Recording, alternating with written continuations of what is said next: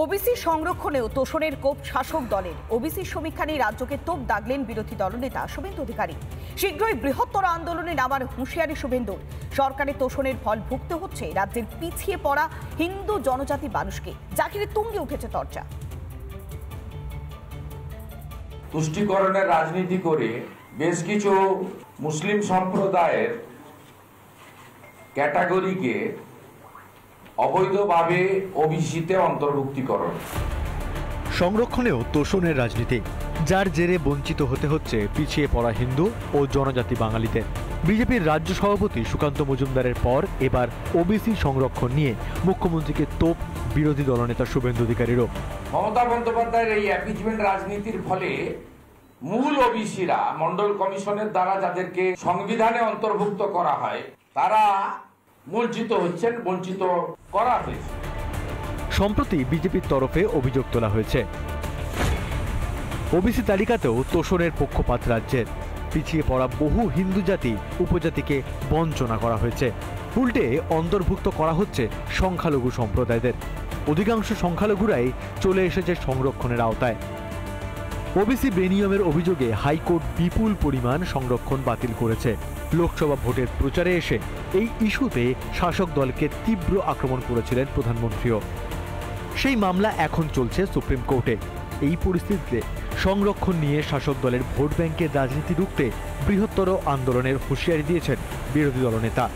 রামনবমীর পরে আমাদের রাজ্যের নেতৃত্বের সঙ্গে কথা বলে আমরা কলকাতাতেও হিন্দু ওবিসিদের বাঁচাও এই স্লোগানকে সামনে রেখে আমরা কর্মসূচিও নেব, জমায়েত করব। এদিকে কারোর অপছন্দ হলেও ওবিসি প্রশ্নে পিছিয়ে আসবে না তারা, সাফ জানিয়ে দিয়েছে তৃণমূল।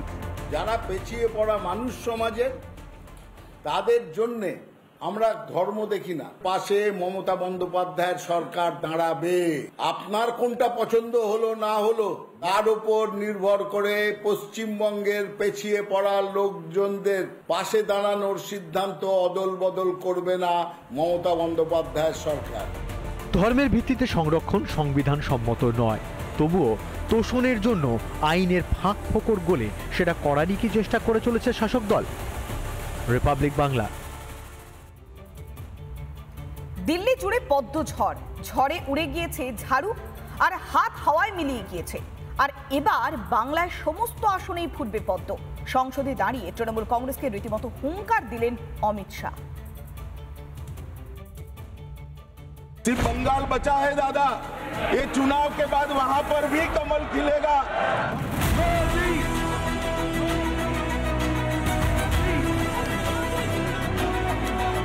দিল্লিতে এতদিন ছিল ঝাড়ু, কিন্তু পদ্ম ঝড়ে সব উড়ে গেছে।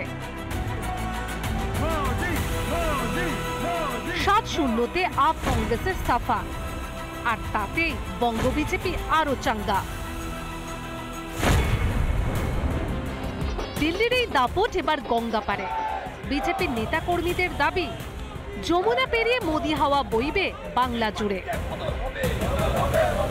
दिल्ली में भी कमल खिल गया, दिल्ली बाकी था वहां पर भी आयुष्मान भारत आ गया। मान्यवर, आज देश के हर गरीब को 5 लाख तक का खर्चे का चिंता नहीं करना। सिर्फ बंगाल बचा है दादा, ये चुनाव के बाद वहां पर भी कमल खिलेगा और वहां पर भी आयुष्मान भारत आ जाएगा। मान्यवर, मैं नहीं बोल रहा था, ये बुलवाए। সারি গর্জনে আরো চাঙ্গা বঙ্গ বিজেপি। তবে এই দাবিকে পাত্তা দিচ্ছে না তৃণমূল, উল্টে কটাক্ষ হাওয়া গরম করছে বিজেপি। ঠিক আছে, পদ্ম তো ন্যাশনাল ফ্লাওয়ার, সেটা যেখানে খুশি ফুটতে পারে, কিন্তু বাংলাতে একটু অসুবিধা আছে, কারণ 26-এর ইলেকশনে যেভাবে ওরা লোকসভায় পারফর্ম করেছে বিজেপি, সেইটা দেখে তো মনে হচ্ছে না যে পদ্ম ফুটবে। রাজ্যের যা অবস্থা, তৃণমূল কংগ্রেস যতদিন রাজ্যে ক্ষমতায় থাকবে এই রাজ্যটা রসাতলের দিকেই যাবে।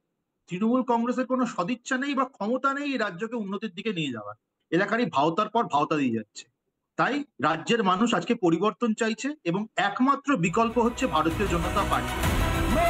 দিল্লি ডান, এবার বাংলা। পদ্মঝড় নাকি দুর্গ রক্ষা, ভোটের আগে জমে উঠছে লড়াই। রিপাবলিক বাংলা। ভারতীয় নাগরিকত্ব সংশোধনী আইনের দৌলতে দীর্ঘ ৩৫ বছরের বেশি যুদ্ধ শেষ হলেও বাগুইআটি শরণার্থী দম্পতির। নাগরিকত্ব পেয়ে প্রধানমন্ত্রী এবং স্বরাষ্ট্রমন্ত্রীকে ধন্যবাদ জানালেন অমর দত্ত এবং তার স্ত্রী গৌরী দত্ত। পাশাপাশি ফের ভোট ব্যাংকের রাজনীতিতে নাগরিকত্ব কেড়ে নেওয়ার আশঙ্কার কথাও জানালেন ভারতীয় নাগরিক অমরনাথ দত্ত।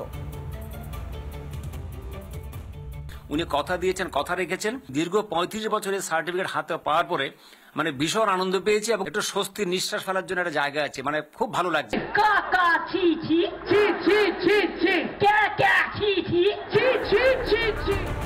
নাগরিকত্ব সংশোধনী আইন বা সিএএ প্রতিবেশী দেশগুলিতে নিপীড়িত শরণার্থীদের জন্য নিয়ে আসা এই আইনের বিরুদ্ধে কম ধোঁয়া তোলার চেষ্টা করেনি বিরোধীরা, কিন্তু কেন্দ্রের দৃঢ়তায় এই আইন পাশ হয়েছে।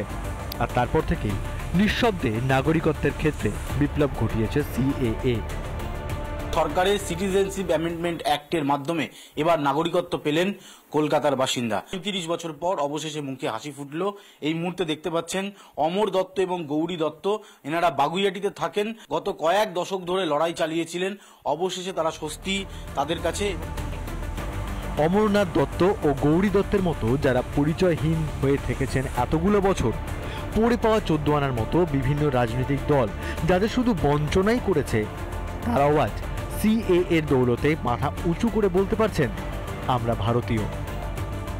এই আতঙ্ক নিয়ে আমরা ৩৫ বছর আমরা বুকে যন্ত্রণা বয়ে বেরিয়েছি এবং অবশেষে মোদী এবং অমিত শাহ যে মানুষকে কথা দিয়েছেন সিএর মাধ্যমে, উনি কথা দিয়েছেন, কথা রেখেছেন, মানে ভীষণ আনন্দ পেয়েছি এবং নিজেকে একটু স্বস্তির নিঃশ্বাস ফেলার জন্য একটা জায়গা আছে, মানে খুব ভালো লাগছে।